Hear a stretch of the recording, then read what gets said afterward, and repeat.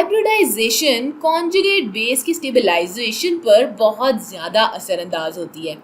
अगर हम ईथेन से शुरू करें तो ये ईथेन मॉलिक्यूल है। हम इस कार्बन की हाइब्रिडाइजेशन करना जानते हैं। हम जानते हैं कि ये कार्बन sp3 हाइब्रिडाइज्ड है। फ़र्ज़ करें कि ईथेन एक प्रोटॉन डोनेट करेगा और हम इस प्रोटॉन को यहाँ बनाते हैं। इस बॉन्ड में मौजूद इलेक्ट्रॉन्स जो कि जामुनी रंग में हैं वो इस कार्बन पर रह जाएंगे ताकि कॉन्जुगेट बेस बना सकें। इसका मतलब ये है कि जामुनी रंग में मौजूद इलेक्ट्रॉन्स sp3 हाइब्रिडाइज्ड ऑर्बिटल को घेरे में लिए हुए हैं। ये एक sp3 हाइब्रिडाइज्ड ऑर्बिटल की नुमाइंदगी कर रहा है।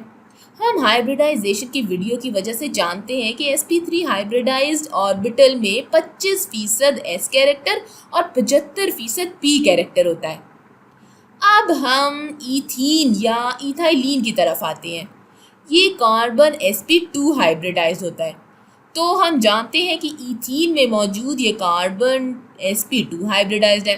अगर ईथीन ये प्रोटॉन डोनेट करे तो जामुनी रंग में मौजूद इलेक्ट्रॉन्स बाकी रह जाएंगे।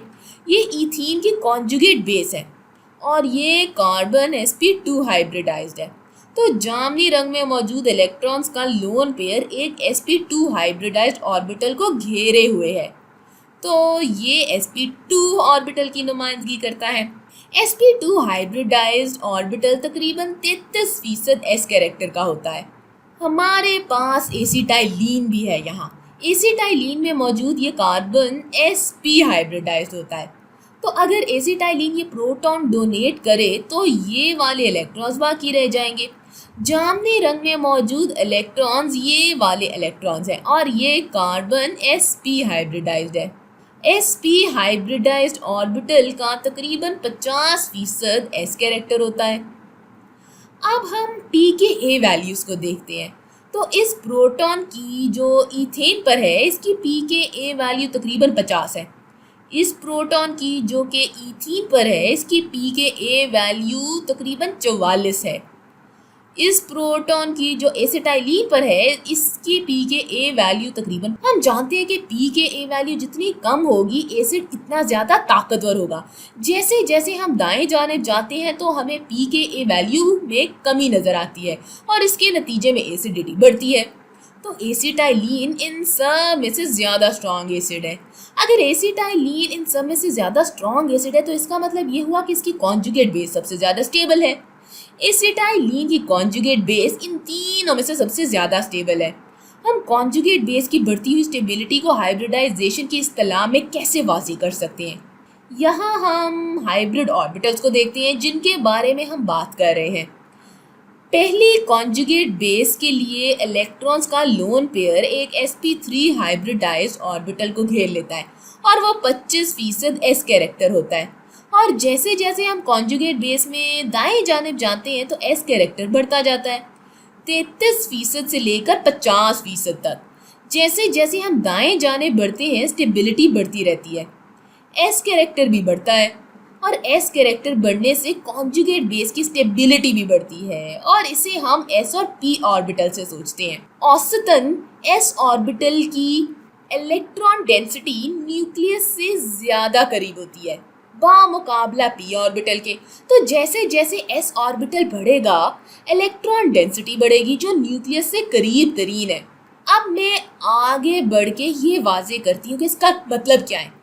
ईथेन की कॉन्जुगेट बेस में मौजूद इलेक्ट्रॉन के इस लोन पेयर को देखते हैं। हम इन इलेक्ट्रॉन्स का न्यूक्लियस से फासला देखते हैं। एक sp3 हाइब्रिडाइज्ड ऑर्बिटल का s कैरेक्टर सबसे कम होता है, इसलिए औसतन ये इलेक्ट्रॉन न्यूक्लियस से सबसे दूर होंगे। ये कम स्टेबल और एनर्जी में सबसे ज़्यादा है।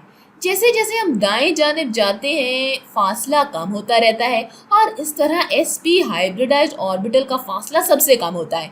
इलेक्ट्रॉन के लोन पेयर और पॉजिटिवली चार्ज न्यूक्लियस का आपस में सबसे कम फासला sp ऑर्बिटल में होता है। तो इसका मतलब कि इनकी फोर्सेस ऑफ अट्रैक्शन बढ़ेगी, इसलिए ये कॉन्जुगेट बेस सबसे ज़्यादा स्टेबल है। न्यूक्लियस इन इलेक्ट्रॉन्स को बेहतर तरीके से पकड़ सकता है क्योंकि इसकी फोर्सेस ज़्यादा हैं और इसका मतलब ये हुआ कि स्टेबिलिटी ज़्यादा है और एनर्जी कम है। अगर ये सबसे ज़्यादा स्टेबल कॉन्जुगेट बेस है तो एसिटाइलिन इन तीनों में से सबसे ज़्यादा एसिडिक कंपाउंड है। इसका असर इलेक्ट्रोनेगेटिविटी पर भी होता है।